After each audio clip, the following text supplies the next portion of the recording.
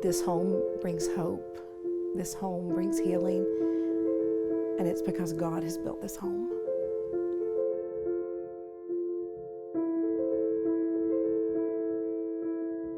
In 2014, I knew nothing about foster care.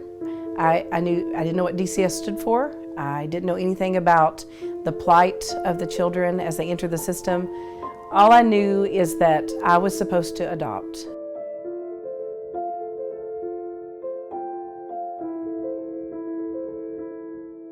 Week 7 of that foster care training, they had us meet in the Department of Children's Services.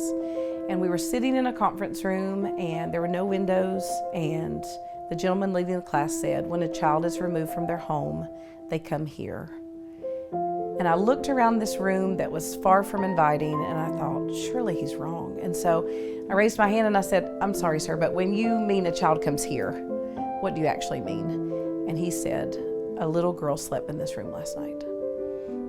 And in that moment, God said, these are my children, Rhonda. What are you going to do? How do you bring a child into your home? You can't halfway love a child. You're going to love them 100%. And even though you don't know that's in you, it is. And then the court call and say, they have to go back. That scared us to death. But I never will forget the moment that we both were like, it's not about us.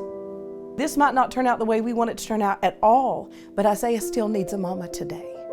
And Isaiah still needs a daddy today. We had this moment and God showed up with joy, and God showed up and blessed our efforts, because that's what He's calling all of us to do, is get outside ourselves and get outside our fears. And when we do, when we stand in that place of unknown, that's where He is. And that's what we found through foster care.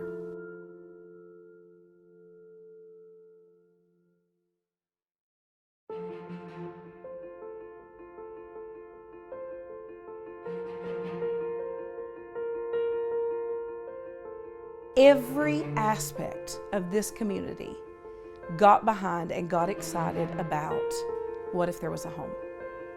So when we headed out into Carter County with this dream of what if there was a house, a few things happened.